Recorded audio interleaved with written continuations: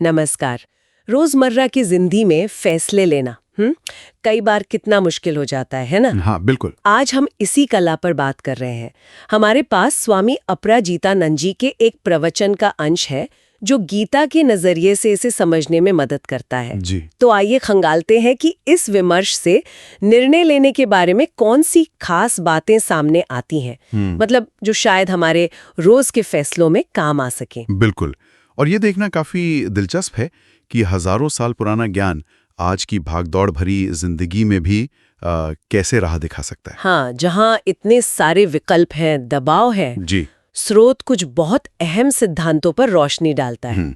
तो पहला सिद्धांत जो मुझे दिखा वो है बुद्धि और मन के बीच का फर्क।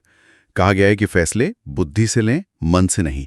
पर यह कहना जितना आसान है, करना उतना ही मुश्किल। हाँ, ये बात सही है। स्रोत इसे श्रेयस बनाम प्रेयस कहता है। मतलब वो जो कल्याणकारी है श्रेयस, और वो जो बस फौरी तौर पर अच्छा लगता है प्रेयस। जी, यानी जो केवल प्रिय या तात्कालिक रूप से सुखद लगता है। हाँ, तो असल जिंदगी में इन दोनों में फर्क कैसे करें? देखिए, ये एक बहुत अहम सवाल है। स्रोत का कहना है कि हम जिसे ज्यादा भाव देते हैं, मतलब बुद्धि या मन, वही मजबूत होता जाता है। अच्छा। अगर हम लगातार मन की यानी अपनी पसंद नापसंद की सुनते रहेंगे तो धीरे धीरे तर्क करने की क्षमता यानी बुद्धि वो कमजोर पड़ सकती है।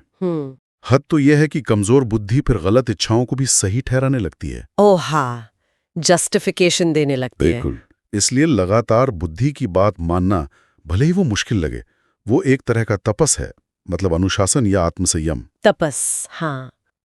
ये तो हुई अंदर की बात। अच्छा, स्रोत भूमिका आधारित निर्णय लेने की भी बात करता है। जी। जैसे वो माँ वाला उदाहरण था, जो टीचर भी है।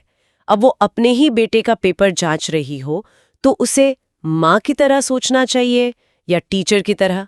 टकराव हो सकता है ना यहाँ। स्रोत इस पर बिल्कुल स्पष्ट है।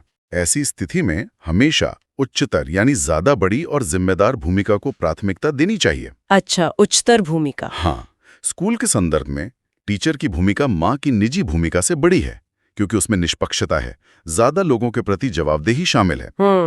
अर्जुन की भी तो यही दुविधा थी कुरुक्षेत्र में। वो एक योद्धा की बड़ी भूमिका छोड़कर पारिवारिक रिश्तों में उलझ गया था। हाँ, भाई गुरु। जी। स्रोत हमें हमेशा बड़ी तस्वीर, मतलब व्यापक भूमिका के हित में सोचने को कहता है। और इसी से जुड़ा एक और पहलू है ये देखना कि फैसले से फायदा किसका हो रहा है, सिर्फ मेरा यानी व्यष्टि, या फिर सबका समष्टि। हाँ, ये भी महत्वपूर्ण है। स्रोत कहता है कि सही फैसला वो है जो समष्टि यानी समूह या समाज के हित में हो।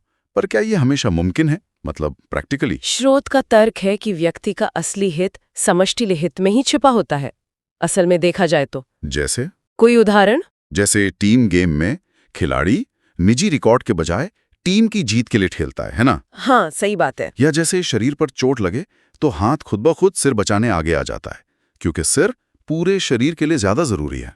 स्रोत के अनुसार भ्रष्टाचार जैसी समस्याएं तभी पैदा होती हैं जब व्यक्ति अपने छोटे स्वार्थ को समूह के बड़े हित पर, मतलब व्यष्टि को समष्टि पर हावी कर देता है। अच्छा। फिर स्वधर्म की बात आती है, अपने असली स्वभाव या प्रकृति के अनुसार काम चुनना। जी, स्वधर्म। स्रोत आगाह करता है कि दूसरों की देखा देखी या पैसे या दबाव में आकर कोई ऐसा रास्ता चुन लेना जो हमारे स्वभाव से मेल नहीं खाता, वो खतरनाक हो सकता है।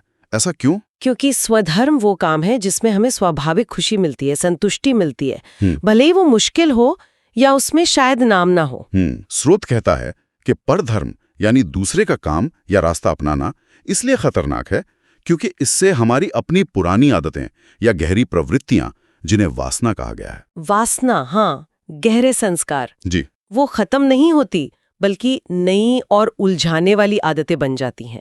जैसे मछली को पेड़ पर चढ़ने को कहें या बंदर को पानी में रहने को, दोनों दुखी ही होंगे। सही बात है। अपने स्वभाव के विपरीत जाना तनाव और असफलता लाता है। बिल्कुल। इस सब के बीच हमारे मन की हालत का भी तो असर पड़ता होगा फैसलों पर, मूड का। बिल्कुल बिल्कुल पड़ता है। स्रोत मन की 3 अवस्थाओं सत्व, रजस और तमस का जिक्र करता है। सत्व यानी शांत, स्थिर, स्पष्ट। रजस मतलब उत्तेजित, बेचैन, अति सक्रिय। और तमस मतलब सुस्त, आलसी, भ्रमित। अच्छा। सलाह यह है कि फैसले हमेशा सात्विक मनस्थिति में ही लेने चाहिए। शांत मन से। जी, जल्दबाजी में, गुस्से में, यानी राजसिक अवस्था में या निराशा में, तामसिक अवस्था में लिए गए फैसलों पर अक्सर बाद में पछतावा होता है। हाँ, ये तो होता है। एक ही हालात में अलग अलग मानसिक अवस्था में हम बिल्कुल अलग फैसले ले सकते हैं। तो मन को शांत और सात्विक रखना बहुत जरूरी है सही फैसलों के लिए। इसके अलावा क्या अंदर से भी कोई आवाज आती है, सही गलत बताने वाली, वो जो कहते हैं अंतरात्मा की आवाज?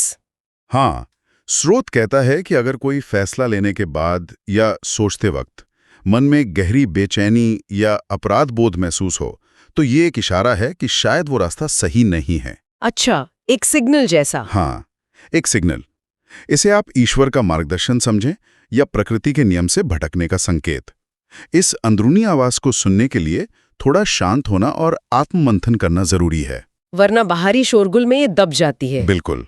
अच्छा, लेकिन अगर बहुत कोशिश के बाद भी समझ ना आए कि क्या करें, जब पूरी तरह कंफ्यूजन हो, कोई रास्ता ना दिखे, ऐसी स्थिति के लिए स्रोत आखिरी रास्ता बताता है, समर्पण। समर्पण। हाँ, पूरी तरह से ईश्वर, गुरु या किसी उच्च शक्ति के आगे अपनी दुविधा रख देना।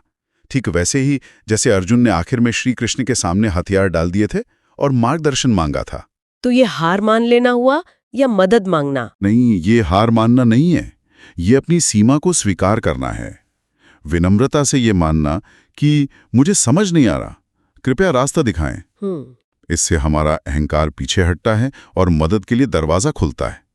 इसमें भरोसे का एक कदम उठाना पड़ता है। हाँ, विश्वास। जी, किसी अनुभवी और ज्ञानी व्यक्ति जैसे संत जन से सलाह लेना भी इसी समर्पण का एक रूप हो सकता है। तो कुल मिला के फैसला लेना सिर्फ दिमाग का खेल नहीं है। नहीं, बिल्कुल नहीं। इसमें अपनी बुद्धि को मन की इच्छाओं पर तरजीह देना, बड़ी तस्वीर देखना, अपने असली स्वभाव को पहचानना, शांत मन से सोचना। हाँ, शांत मन से सोचना, अंदर की आवाज सुनना और जरूरत पड़ने पर मदद या मार्गदर्शन के लिए तैयार रहना, ये सब शामिल है। सही कहा। और ये सब कोई एक दिन में नहीं होता। ये लगातार अभ्यास करने वाली चीजें। गलतियां भी होंगी, पर उनसे सीख कर आगे बढ़ना है। तो चलिए श्रोताओं के लिए एक सवाल छोड़ जाते हैं सोचने को। जी। अगली बार जब कोई छोटा या बड़ा फैसला लेना हो, तो क्या हम एक पल रुककर खुद से पूछ सकते हैं, ये आवाज बुद्धि की है या मन की इच्छा? इससे सिर्फ मुझे फायदा होगा या सबको? क्या ये मेरे असली स्वभाव से मेल खाता है? शायद इस छोटे से ठहराव और सवाल से हमारे फैसलों में एक बड़ा फर्क आ जाए।